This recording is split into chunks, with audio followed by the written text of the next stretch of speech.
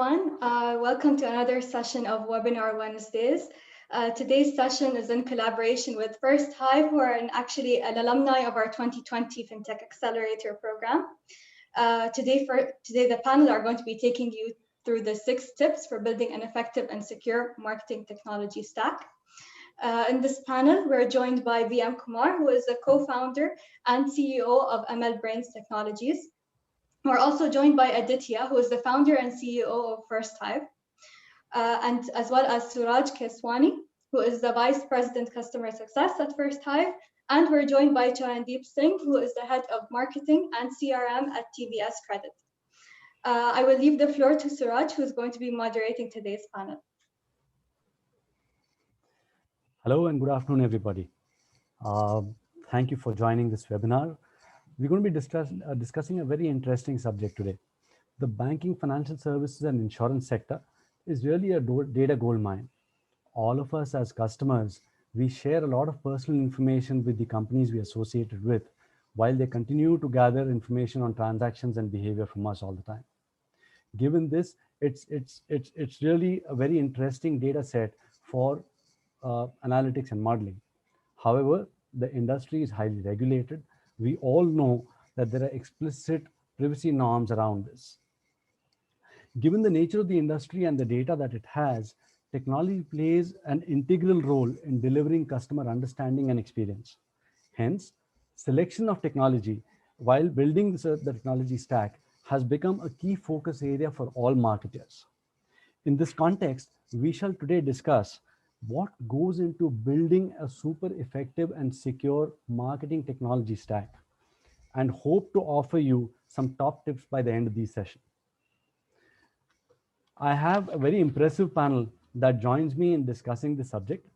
Let me introduce them once more. Charandeep Singh Chawla, he is the head of marketing and CRM functions at TVS Credit. He is also an agricultural engineer with a master's in marketing from NMIMS Mumbai. With about 15 years of experience in marketing, sales, CRM, and strategy across BFSI and automotive sectors, he has led various initiatives across brand communication, market research, digital marketing and strategy, and customer relationship management with stints across Mahindra and Mahindra Finance. Welcome, Charandeep. Our second panelist is BM Kumar. Kumar is a co-founder and CEO of ML Brains Technologies, which provides artificial intelligence services to small and medium enterprises. He's a technology growth marketer with about 18 years of experience in the B2B, B2C, and startup space. He's been a head of marketing before, and his experience spans across revenue management, growth hacking, lead generation, and product management. He's worked with organizations like Airtel, Tech Mahindra, Etisalat in the UAE, Jumbo Electronics, and with startups like Asian Technologies and Reverie Language Technologies. Welcome, Kumar. Yeah, glad to be here. Thank you. Our third panelist is Aditya Bamidipati. Aditya is the founder and CEO of First Hive, which is a global customer data platform. He's been a serial technology entrepreneur and loves solving problems for marketers. His stewardship has helped First Hive to be amongst the first few to imbibe machine learning into customer data profiling and deliver as much as 6x ROI to some of the world's largest brands and in their marketing initiatives. He's worked with organizations like P&G and iGate and had his first startup gig with a consumer engagement company called eMart Solutions. Welcome, Aditya. I think I must thank you all for sparing time this afternoon and joining us on this webinar. And I look forward to a very engaging session with you. My first question, I thought I would probably open with this. Given the situation that we exist in today with so much of flux in the conditions around us, customer preferences continue to evolve with time. And with respect to maybe choice of investments, with respect to loan products, maybe the wallet that they use, etc. It could be with the mode of engagement that they have with brands, which could be in the form of going to a physical branch, maybe digital transactions, maybe neo-banking, and then the channels of engagement with the brands as they exist today. In this COVID era, all this is even more true. What are the changes that you envisage or you witness today And how, in your view, are organizations adapting to these changes? I'd like to throw this question open to the panel. Maybe Charan, if you could probably go first, and maybe Kumar and Aditya can share their views of this later. Sure. First of all, good afternoon, everyone. I hope my sound is clear.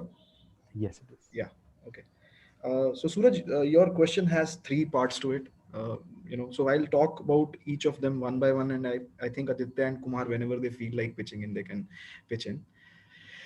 So definitely there has been a change in terms of the product mix itself, right? What people are really looking for, and so there are enough reports which tell how payments first had a dip in when the COVID started in India. Like there was a dip in payments in April, May, and then they started picking up from June onwards. And I think by September they exceeded the numbers of Jan Feb. So in terms of payments, definitely there was a dip initially because people were uncertain whether they should spend money. There was an uncertainty around jobs and income sources. So that was a pattern in terms of payments. In terms of loans, four key trends which we are seeing are both from the side of the customer as well from the NBFCs. So one, of course, is that the need for the loan itself is changing, right? So there is definitely a uptick in terms of personal loans, or unsecured loans. So there are more people who are seeking those kind of loans, but they are not necessarily seeking it for the needs which are very luxurious in nature, or like holidays or things like that, because travel sector definitely got impacted and people are not seeking personal loans for things like those, right? But there is a definite trend of end use change for personal loans which we are seeing. Small ticket loans have seen a major uptick, so that's a key change in the loan space. Lenders have become more cautious, and that's where data analytics, all these marketing stacks, credit underwriting processes based upon analytics will start playing a larger role. So that has definitely changed. And one change which, I mean, we can't repeat it enough, is how digital channels in terms of lending, especially the NBFCs. Like I belong to that category of NBFCs which are largely into vehicle loans, right? So we don't have many online products per se. Like I can't sell insurance or personal loan online today, but within even our space where we are selling unsecured loans to our existing customers, where wet signatures and regulations allow us to do things online, we have seen a major uptick there.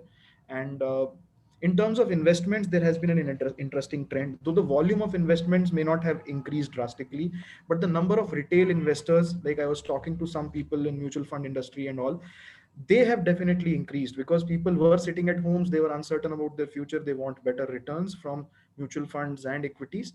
So number of retail investors definitely got more, new investors got enrolled last year. The volumes may not depict that. So that has been the changes or the trends in the product mix. The second part of the question is like the channels, right? The channels through which, here I'll specifically focus on NBFC sector, to which I belong. I feel that there are three kinds of customers if we segment from their preferences of channels, which we have seen over last 1 year. One are those customers who were already there on digital, right? They are digitally savvy. They, let's call them digital natives. Second category of customers were those customers who were the new converts, right? Who adopted digital. They were using digital in different form for consumption of content, maybe video, using Facebook, WhatsApp, the apps which are for personal consumption, but they were the ones who started using it for financial services, like applying for loans or making payments for the first time in last 1 year. So them I would call neo converts. And the third guys are those guys who still prefer, right? There is a huge segment in India who still prefer going to a physical branch or doing things physically, meeting a rep and getting things done. Now companies have evolved different ways of engaging with them. I see clearly that the people who have already been there in digital space before, make transacting online, they have got, especially from the leader brands, like for example in India, Zomato, I would say, though it's a food service brand, but in terms of payment space they introduced a lot of new things. The key trends which emerged, which I would like to use that as an example, is that firstly they made changes in a such a way in their apps that the apps became more intuitive. So I think, how do you make your digital assets more intuitive? What really customer is looking for as a next step in that journey of UI or UX. I think that happened a lot faster. I saw a lot of changes in not only in Zomato but other apps which are dealing in financial services, how to make them more intuitive. The bots became more empathetic. So you could not really differentiate last year whether you're really talking to a human agent or a bot, and they got empowered. I mean, I have got a lot of refunds that just on the go while I'm in my own personal transaction. So I think that's the way forward for customers who are used to digital. They will expect more intuitive as well as empathetic and empowered digital assets. The people who are new, especially in India, they will require what I would call three V's: that you have to use voice a lot, you have to use vernacular a lot. In India, there are multiple languages, so you can't just have English as your choice of languages. Today, when last year COVID started, our own company's app was available only in one language. Today, it is available in 7 Indian languages. So I think vernacular plays a big role. And visual, right? You can't rely on text because there are people who can't even read regional languages. So for those new converts, these are the three things which we must take care of while developing our channels of engagement. And the people who still prefer physical, I feel for them you have to kind of educate them to move towards self-service. uh, you have to visibly promote that your branches or your outlets are really secure, safe, and you're taking all precautions. You have to visibly be seen. You can't say that your job is done, that you have taken precautions. You have to ensure that those precautions are visible, there is enough education around self service, and then you move them to the other two categories, so that you get some benefit, and not totally rely on. But physical will not go away. That is very clear, that even in these dire circumstances we had enough flow to our branches. And so that's continues to going to happen, especially in auto loans, where people will go to the dealerships to see the products. So I think that will happen. In terms of channels, definitely we saw a more usage of app as compared to my customer portals, whether it was to make payments or to interact with us. The chatbot started playing a larger role in last 1 year. WhatsApp for business started playing a big role. We get a huge volume of inbound inquiries through that channel. So those are some of the trends. I mean, if I've tried to cover all the three. I hope this covers what you really wanted to know. Yes. As a follow-up to that, Charan, just wanted to understand how, in your view, are organizations adapting to these changes? What is it that they are gearing up to in terms of using technology to be able to adapt to these changing customer preferences? See, definitely there has been an increased focus on 2 3 areas. So, for example, one of the areas which has come into intense focus is the CX. That how are you spending time on your processes in customer experience, and definitely for digital assets, UI and UX is a subset of that.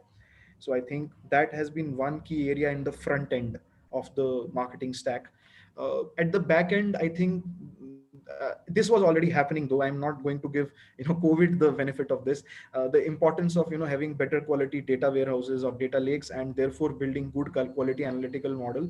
That this process was already there in a BFSI sector in India. It has just got further hastened. So I think there is immense focus in front end on improving, as I said in the previous answer itself, that all those things of intuitive or empowered bots can only be achieved if you have a good CX or UI UX strategy in place. So I think that has been one major change.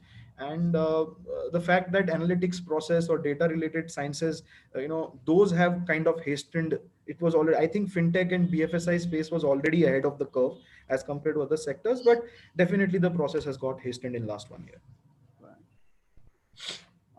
Kumar, would you want to add your points of view?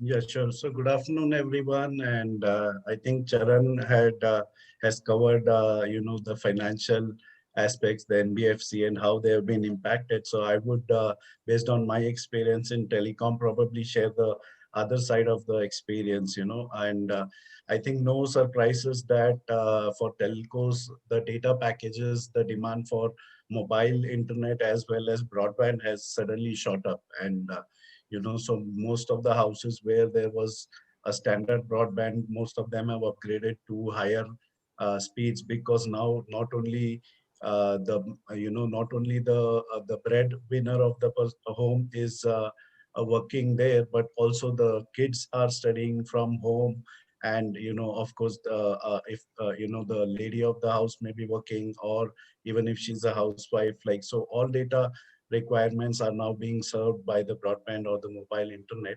So clearly that has shot through the roof. And initially the telcos had to even struggle to kind of maintain the same speeds and all. And they did quite a remarkable job over within a few months to kind of upgrade the capacities. And other thing that we have seen in terms of requirement is that a lot of new internet users have come on board.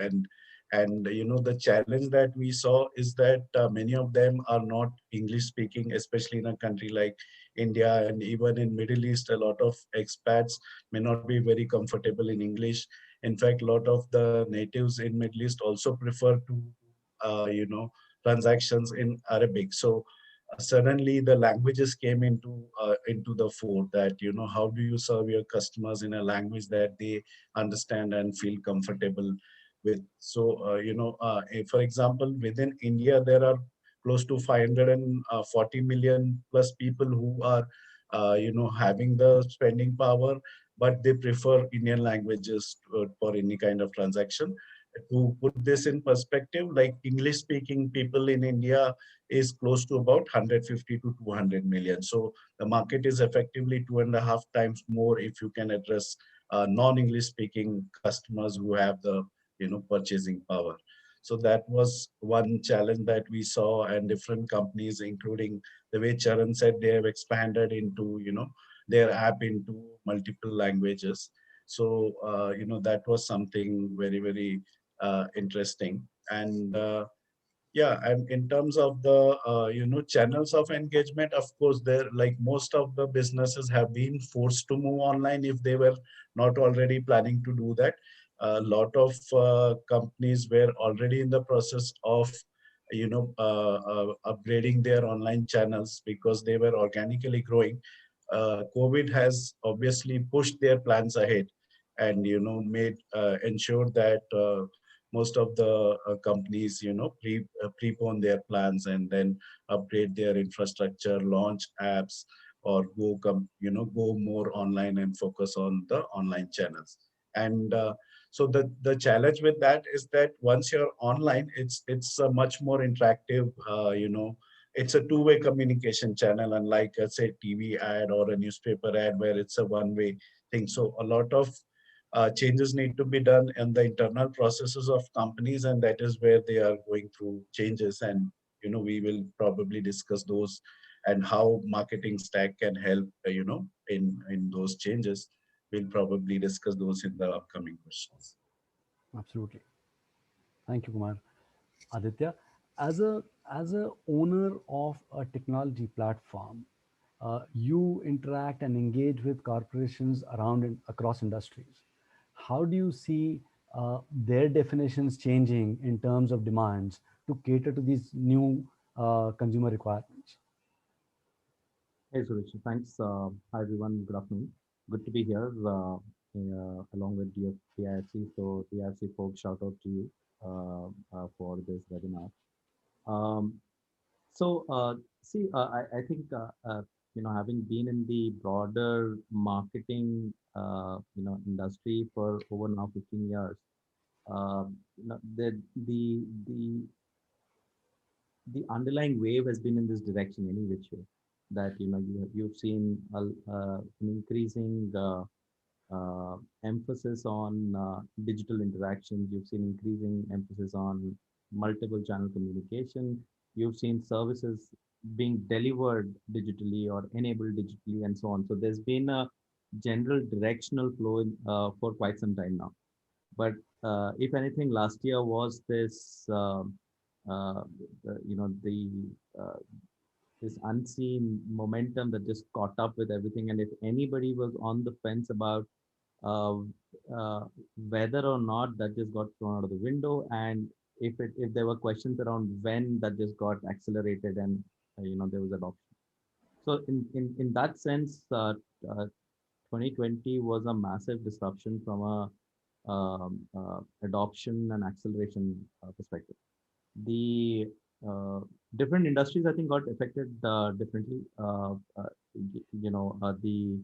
But from a financial services standpoint, the whole 2020, 2021 was obviously a massively turbulent year when it started off with a lot of uncertainty, like Charan said, and then subsequently, as things started stabilizing in terms of the uncertainty being put to rest, I think there was a lot more consumer adoption or kind of transaction volumes kind of went back to what it was. But what did not change was the fact that enterprises across the world, after that little bit of pause in the AMJ quarter in 2020, kind of got back to saying that, look, we need to accelerate all of these plans. So we saw a huge upswing in enterprises sitting down and saying, look, what do we need to do with our marketing infrastructure? What do we need to do with our with our ability to collect and make sense of all of the data? Because suddenly there is a lot more data that's coming through than what they had seen in the past. And there is also this expectation of the consumer that the entire experience has to be digital where possible, right? Not just parts of the experience being digital. So the uh, both from the data collection and making sense out of that data to the entire workflow redesigns that some organizations had to go through to be able to make transactions from being digitally enabled to complete end-to-end delivery via digital. I think there is a lot of move that happened there. You also saw a lot of organization-wide initiatives around adoption of data lakes or adoption of customer data platforms, the ability to deploy omni-channel communication and engagement, and so on and so forth. So I think it's been a really, really interesting year of acceleration. I think there's a before and after year in many ways for a lot of companies where a lot of the things, kind of just stacked up to make sure that enterprises adopt to this inorganic change that happened, and all of the adoption internally kind of just fell in place. So that's kind of what we saw. Of course, there's a lot more to it, but that's kind of what we saw across industries, financial services, of course, but and like Charan said, they were already ahead of the curve in compared to a lot of other industries. But a lot of the traditional industries as well kind of fell in place. Like we've seen companies in auto, we've seen companies in manufacturing kind of do the same thing. Right. So I think we all agree that this year has probably been in a sense, a watershed year for technology taking the next leap around the world, deployment across industries. So I think it's been consistent in that sense. I don't think any other industries moved so fast and so far in such a short span of time per force, really. Given that, I think there are a lot of organizations in this run to set up layers of technology to create different kinds of functionalities, are in the process or have already bought technologies for different functions. Now, some of these they offer certain functionalities and certain amount of intelligence. These may be deployed on premises. Some of them are on cloud. These are systems in silos, and there are others which are part of large processes. Do we see a need for these systems? So Charandeep mentioned, right, CX, UI and UX have become very, very critical. Digital migration of customers has moved on at a very, very fast pace, but that has also raised customer expectations. Omni-channel engagement and hyper-personalization have become the norm. Now, given this, do you see it's important that these systems need to talk to each other to be able to build a central intelligence which identifies a customer and engages with them intelligently? So in this sense, how do you ensure optimal utilization of the various technologies that you would have probably bought in your respective organizations? Or how does an organization do it with legacy systems in place already and newer technologies available on the block today? Charan, would you want to take that? Yeah, okay, I'll try my best because I'm not a tech expert, but let see what see, I like to give one or two examples from our own. I mean, everybody uses these products and you will see that there is a difference. So for example, one of the things which we all did more of in last 1 year is watch online content, right? Yeah. So now everybody has used Prime Video and Amazon, Netflix, and we clearly see that both have their own set of algorithms at the back end to make recommendations, right? But then you also see that the recommendations, the way they are making are different, right? At least you can get that sense, right? So maybe Amazon is doing it based upon, let's say, the clusters, or the tags which they put on the videos content, right? That maybe a language tag or a genre tag, and therefore the recommendations are based upon that, right? While Netflix is maybe going a level deeper and trying to understand your preferences from a different point of view, right? In fact, in Netflix, the algorithms ensure that you see different thumbnails if you don't click on a particular video for let some time, and they'll start showing a different thumbnail to catch your attention. No, so definitely uh, there is something more robust, or joined in their algos that maybe the other company hasn't got it right. uh, from a personal example, I still get, right, I have been married for around 12 years now, and I still get shadi.com mailers, to get married. I So I really don't know what kind of database they are using. I mean, they are a pure e-commerce based company, and they have been into email marketing for like donkey years now, and they are still maybe just relying on a pure database. They are not realizing that if somebody registered on their profile, let's say a decade back, may have got married. I mean, I'm not saying everybody does, but so I think that what you are pointing out is a key problem area. And what we see in BFSI, that the core loan origination system, right, that has the that has the highest sanctity, right? And working with different martech tools, one of the issues which we generally would face, so I'm not even going into the silos part of it, right? Because most of the systems in a BFSA has to talk to that LOS system at some point of time. So integration, the API based, the API based, what do you call it, integrations, these are very important, right? But at the same time, many times what we have seen is that all the tools which are available in the market may not necessarily be suitable for the LOS which you are using. So I think the decision point is that for what products you should avoid, because fintech is such a wide world, and there are so many things available, you feel like a child in a candy store, right? So you can pick up anything. So how do you avoid that, the phenomenon of getting distracted by a newest attraction in the town, right? So your blueprint, that what you really want to achieve, the goals, and how they align with the core systems is very important. And therefore one of the functions which uh, gain a paramount importance within the IT teams also is the enterprise architect, right? How does he lay out the entire landscape of your IT infra? And API based integrations, the microservices architecture have started playing a larger role over last few years. So that these issues of silos, because you can't replace your core systems overnight, right? So therefore, how do you do those integrations, and therefore you are able to evaluate the newer tools or the technologies which you want marketing to get helped with based upon these parameters, and not just go by what they offer in isolation. So I think that should be the way forward. Kumar, your views on this? Yes. So I've been quite fortunate in the sense of working in the telecom industry. We have always had, a lot of data about the customers. In fact, one of our CEOs that I used to work with used to joke that we know more about a person than their spouse.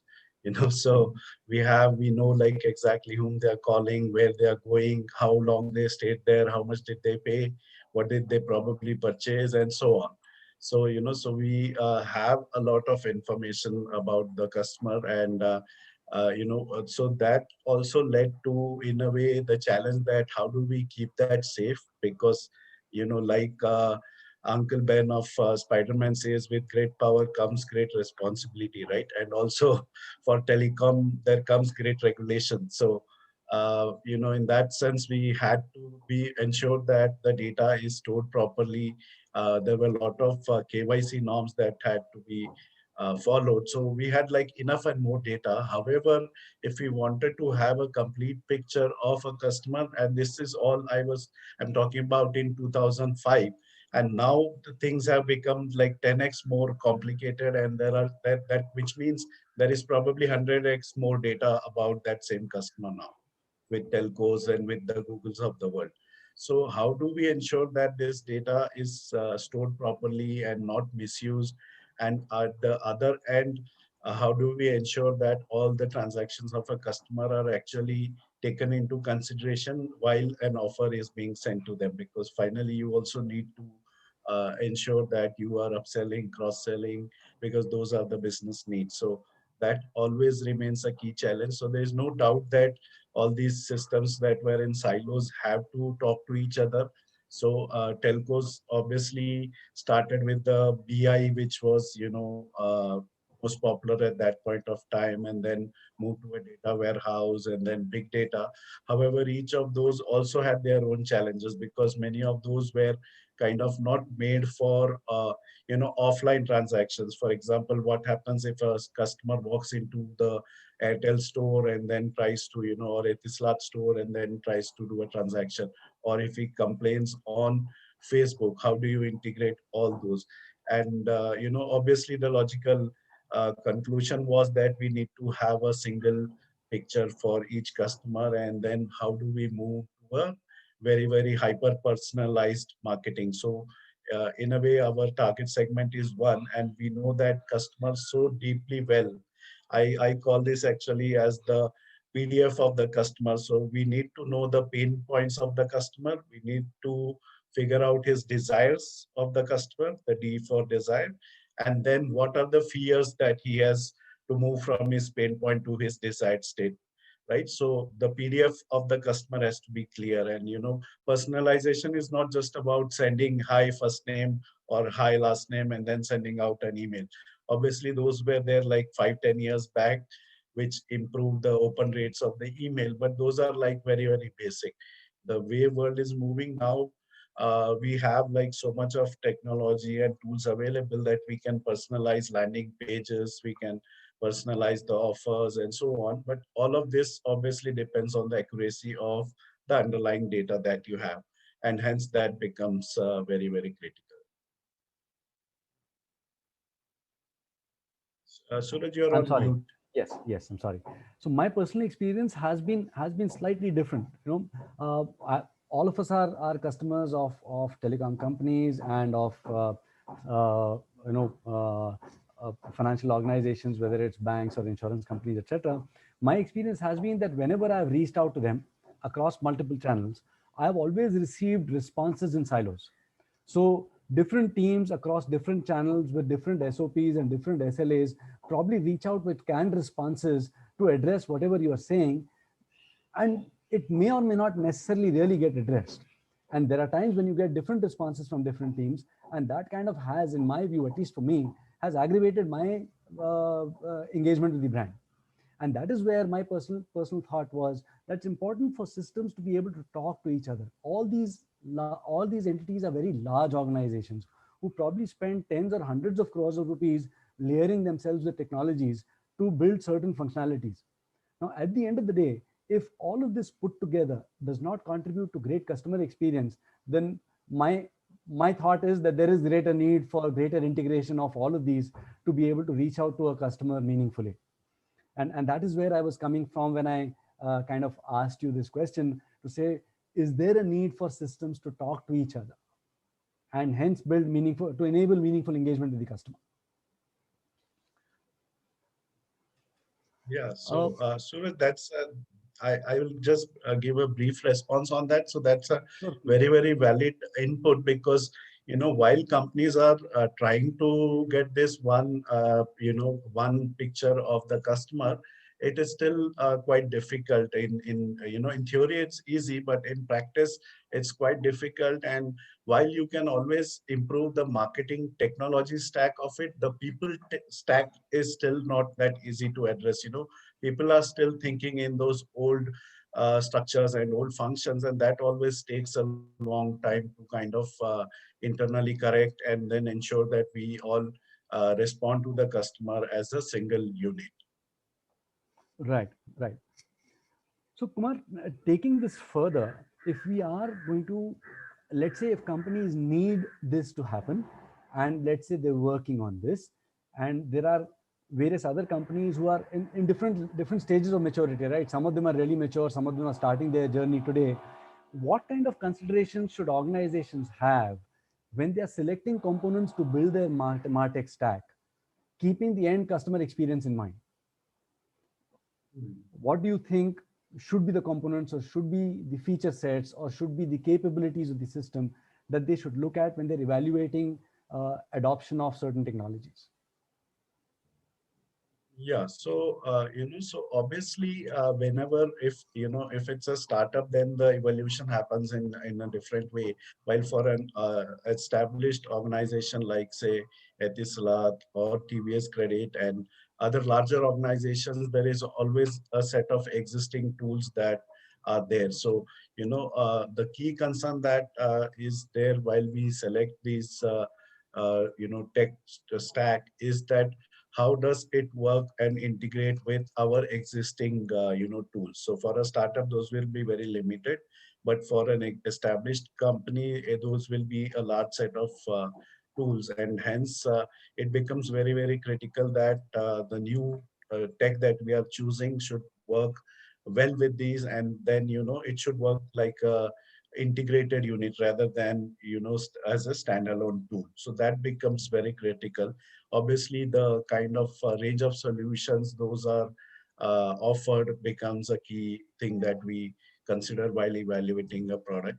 And also, in terms of how does this, how does this tool fit into our long-term strategy? Is it kind of future-proof and will grow as we scale up, and also as we have newer requirements is another consideration that we have, because as head of marketing or as the CEO, you obviously want to deal with as limited tools as possible, which will kind of give you all the requirements that you have. So those are some of the key requirements that we look at while evaluating different tools, and then pricing and all those factors come into play at a much later stage. I think some interesting points you make, Kumar. Integration with legacy systems and at the same time future ready are challenges that I think today's technology platforms or technologies would probably have to gear up to make sure that they meet expectations of customers and consumers both going forward. Charan, would you want to add to this? You're on mute, please. See, if the question is like, let me just paraphrase your question. Is if the question is how do you evaluate whether the what technology to really onboard in the company? Is that the question, right? Yes. Yeah, basically. So the point is that definitely the first step is that as a marketing head, what are the goals you are trying to achieve, right? So for example, if I am looking at a tool which helps me give a more personalized experience, picking from what you said in your previous question, then just technology itself would not help, right? If my underlying data structures are not suitable, even the best of technology would not work.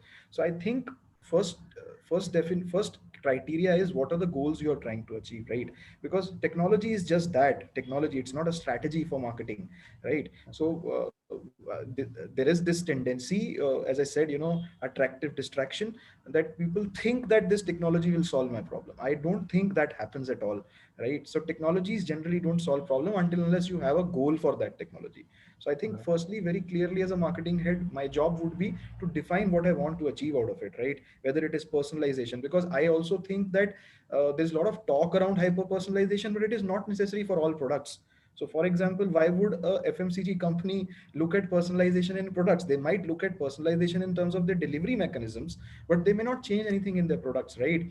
A NBFC might be personalized in their services, the way they actually deliver the loan, but their loan products might be very cookie cutter, right? There is not much you can play around with a loan design. So personalization also has to be defined as a goal in very different ways depending upon what industry you are from. So I think the first step is the goals.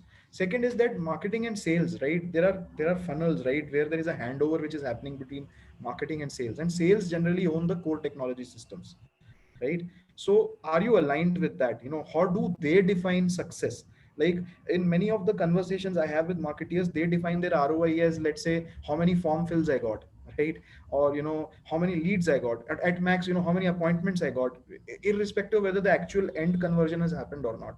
So that alignment and that understanding that they own the core system, and therefore you have to choose the technology which talks to that, rather than the other way around, right? Because the investments in those systems have been made much earlier, and there is a lot of stuff which is lying out there. So I think that alignment is very important. Third criteria is like, what is the gap which exists? Like, so if I have decided that these are my goals, right, I should know, like I have seen we have also made these mistakes, right? So for example, I want a awareness related or a engagement related tool, I might have worked with two different technologies to get that for two different products, right, without realizing that, okay, or a lead management solution, I might have two LMSs in my company today. Whether that if suppose one is achieving my goal, why I need the other one? Just to try out something new. So I think identification that where I have gaps and then go after those kind of tools is something which is very important. And the litmus test of anything you're bringing, if it is complicating your process, then don't buy that technology. It has to simplify the process. If it is complicating, adding more to the madness which is already there, then you should not go ahead and do it, irrespective of how good that technology is. So those are the three, four things which I'll take care of while looking at a fintech or a martech solution. Appreciate that. Uh, Aditya, as a product owner, what in your experience do marketers? So while Charan has laid out his thoughts and BM has shared what he thinks about uh, going forward, how should technology stacks play out? As a product owner, again, with your experience of interacting with a very large set of industries and organizations, what do you think marketers expect from the technology stack? Yeah, no, so I think some of the points that Charan made are very true. And I think those are some of the things that we've evolved to as well over the years as we've worked in this space.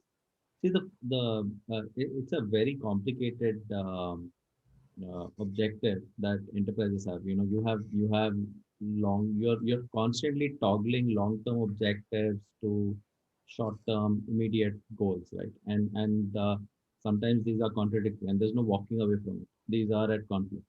So one of the things that we have used, and we try and make sure that we keep reminding ourselves, and we use it as a benchmark, is to say that, look, eventually the reason for existence of any technology anywhere is to be able to impact outcomes for the brand or the marketer that we work with. And therefore making sure that there is a tangible connect back into those real world outcomes, rather than some esoteric theoretical, Charan mentioned as well, that it's a shiny new technology, looks really cool, but you really don't know what it means in your impact, is definitely not where you want to be as a platform. And therefore, one of the things that we've tried to do, which I think gets appreciated a lot by a lot of customers, is the fact that we try and align to their internal goals or of outcome.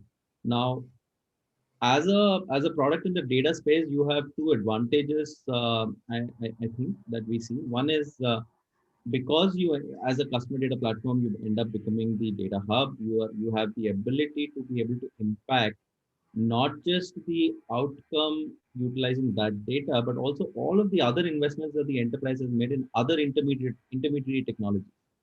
Because the fact is that enterprises are like multi-headed hydras with multiple node systems, each one of them having an investment and a thesis on why that was invested. And as a data platform, you have the opportunity to be able to impact not just the overall ROI in your investment, but also each one of those downstream ROI, tool ROIs. Because the better you are able to help them leverage your data, every one of those tools is able to do better because you complement them with your central intelligence. And therefore, um, uh, we have often worked with customers where while we do take pride in the fact that there are certain things which are in our circle of control that the tool does directly impact. There are certain things which are outside the tool's control. and yet we are comfortable working and stepping up to say that, look, let us work with you to help you achieve your final outcome metric, because the fact is that end of the day, whether we like it or not, whether we think that short term or long term, the fact is all businesses are driven by short term objectives as well, which is how much revenue did you drive. Much as we may feel as product companies sometimes that, look, we are solving the great problems of the world, the fact is you have to be able to drive the next transaction, you have to be able to drive the next click through and the next customer acquisition, and that's rubber hitting the road. So that is something that we do focus on, and we are comfortable stepping up to that, even if it is not necessarily in our circle of control. It is always certainly in our circle of influence, because you're able to work with enterprises to influence those processes and the decisions that they take to drive their choices. That's I think the most important cardinal principle, which is not to forget that you are in business to drive outcomes for the market. And as long as the and honestly, that's the only sustainable way of growth, which is that as your customers become more successful, you become more successful with them, and your customers become successful when their customers love them. So how do you deliver that on a sustained, consistent basis? So your customers get loyalty from their consumers, and then your customers become loyal to your product, and so on and so forth. That's the only positive loop. So that's one of the things that I think Charan hit the nail on the head there. Eventually, it's about outcomes. Absolutely. Absolutely. I think that's a wonderful point to make. While we focus on the long-term strategy, the short-term goals can't be left by themselves, and one needs to continue to straddle both objectives while looking over the horizon. So I think that's a important point. So what we're saying now effectively is, I'm sorry, let me look at the clock. I think we have another 10, 12, 13 minutes. I would request the audience to start adding in their questions for the panelists to be answered at the end of the discussion. We'll leave the last 5 minutes for this. Yeah, and it'll help if you can key in your questions so that I can then read them out to the panelists and they can answer them.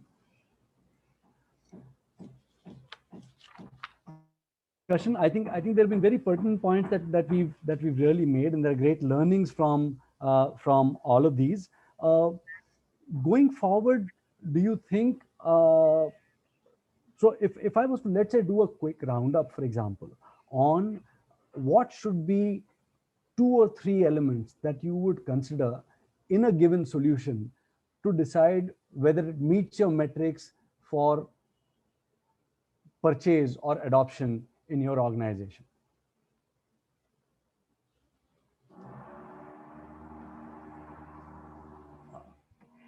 Kumar?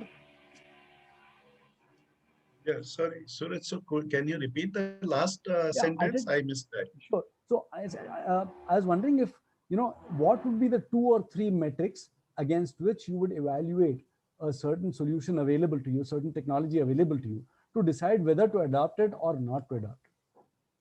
What should be the checkboxes, sure, minimum checkboxes that it should say yes to for you to say yes. Sure. So means like Charan and Aditya said, obviously it has to be aligned with our end objective and what we want to achieve from that tool. So so given that those tools satisfy the basic feature requirements and all, like I mentioned earlier, it has to be integrated with what we are already having, because otherwise we don't want another tool which works in a silo, and then we spend more time reconciling reports between these different tools and trying to figure out which is right and which is wrong, or what needs to be changed. So that is a big criteria for us when we evaluate any tool.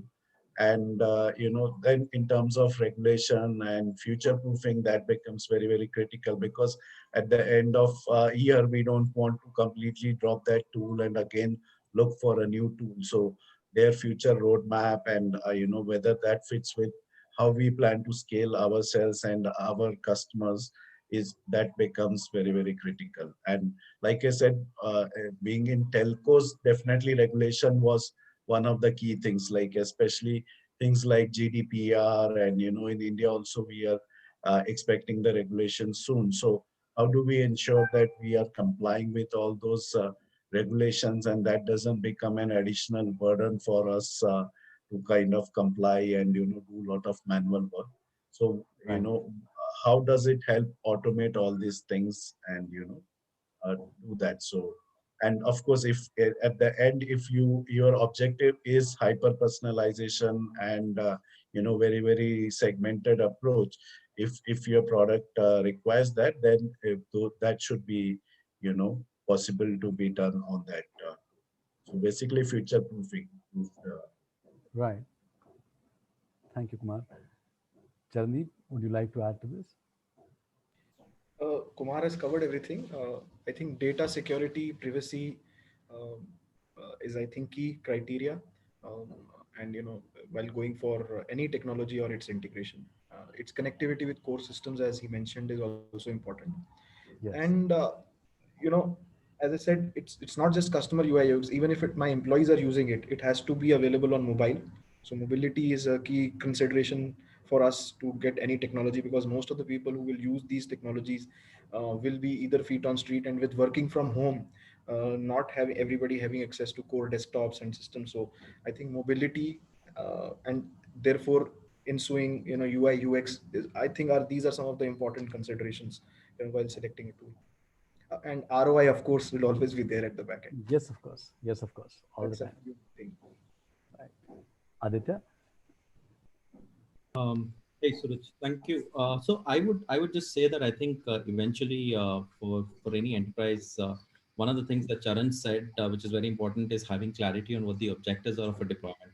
I think if why you're deploying is very clear, then almost all downstream activities on the deployment automatically get better alignment, because there is clarity between the thesis of why you choose a product and what you intend to achieve with that, to what gets done subsequently. Otherwise it ends up becoming a little more meandering till you get down to using whatever deployment that you do for the right stuff. The second thing that I would call out is, I think from for any enterprise that we've seen that deploys any stack, I think the most important thing going forward is you know historically enterprises have found themselves in situations where they had to continue to use a tool because the tool pretty much held them to ransom, saying this data will only reside in the tool, and until you keep using my tool, you'll have access to the data.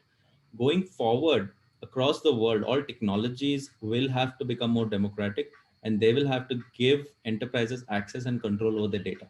So any tool that gets chosen, it's going to be very, very important for an enterprise to know that they have control on that data, and they have control on all of their data, not some parts of the data, or not just on some insights that they've got, but the raw data. Because eventually this is all the enterprise's ownership, and this is also the enterprise's liability, because all regulations require the enterprise to have that control. So having tools that do that is going to be very important. Third is, I think all tools will have to talk to other tools, because consumer expectations demand today that enterprises behave like a single organism and not like a collection of different animals in each channel and each interface, and different businesses, parts of the business not knowing. And therefore the ability to integrate, communicate, and become part of that whole to deliver a unified customer experience is going to be very important, because that's an objective all enterprises have to pursue, which is that they have a single brain, and all of those arms and legs cannot behave in cohesion and deliver a consistent experience to the consumer. So choices that get made will have to make sure that whichever tool that they're choosing are going to have that architecture to support integration and interoperability with other tools. And finally, I think from a security standpoint, that's a given for any product that's going to play in the enterprise space, more so in regulated enterprises like fintech. You've got to have compliance with regulations. You've got to be you've got to have high security policies. So some things like ISO 27001 or SOC 2 Type 2, or GDPR compliance. I think these are table stakes. These are no longer differentiators for products that aim to work with enterprises, and enterprises will anyway look for these things. Right. So that'll be my few points to add. I think that's a fantastic discussion. I think a lot of learning has come out of this. Allow me to open this up to questions to the audience. I believe we have one. Uh, it says, and it's addressed to all the panelists. It says, what is going to be the next big thing and one need to move fast to take over first mover advantage? Also, there are many MarTechs, and how do you choose what is best for you? Um, it's open to the panel, so any of us can take this. See, when the question is about crystal ball gazing, it's always very difficult to answer because everybody is on a different path. Each industry has its own maturity curve. Uh, I think the second part of the question we have already tried to answer, like, in the last question, how do we really evaluate what MarTech suite or, what product or tool we need to onboard? So clearly security, mobility, UI, UX, customer experience, as Aditya mentioned, and, the ROI of that tool is important. Answering the first question, I don't know the person who has asked the question belongs to what part of the world and what industry. But what I am clearly seeing is that voice is going to play a big role going forward, and definitely analytical based digital marketing where you are now able to give almost n is equal to 1 offer to everybody who visits your digital assets. So those are the two areas where we will be very focused on going forward. So I think that's from maybe a BFSI industry perspective, but this is a very tricky one to answer. Yeah, the first one is very tricky because it is very industry specific and many ways in which you can skin that cat in terms of what's going to be the next big thing. But as far as MarTech and how do you choose MarTech is concerned, I think the only couple of suggestions that from my side, both having been in the industry, having sold products in the industry and having been on the other side, I'd say that you want to choose, essentially an approach of capitalization versus expense. And that's the only suggestion I would give. And I'm not talking about money. I'm talking about data. A tool or the approach to your marketing has to be one that allows you to build an asset out of every single data spend that you do. Every single interaction is an opportunity for you to collect and become more intelligent about your customer expectations. Because if you don't capture it right, you cannot possibly go back and recover it. It's like white noise; it's lost in air, right? So the ability of the tool to be able of any tool that you choose or the stack that you choose has to be one that allows you to capitalize the insights that you can draw from an interaction so that you can utilize it later when you want to be able to drive more meaningful relationship. And that's the only suggestion I would have. Of course, there's a lot more nuance and many layers and points to be discussed there. So I think that this came from Mohammed. So Mohammed Adjair, feel free to look up our content. Feel free to reach out. We'd love to be able to share some more thoughts on this from our side. But that's my 2 cents.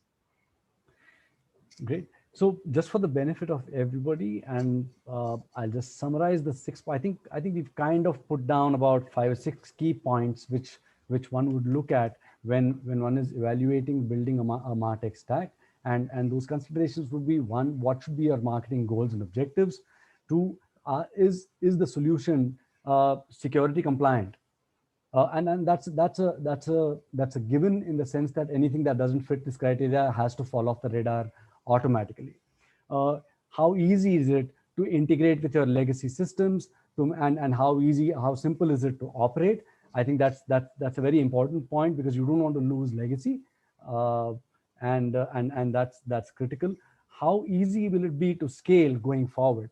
So how future ready is the product or technology available, and how flexible is it to adopt going forward? I think are the key metrics that you want to measure any technology solution at before you decide whether you want to take it on or not.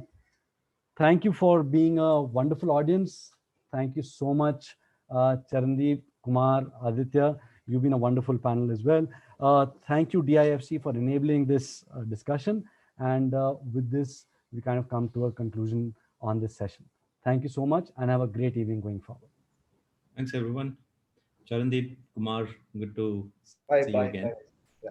Thank you. Thank you. Thank you. Thanks, Suraj. Thank you. Bye.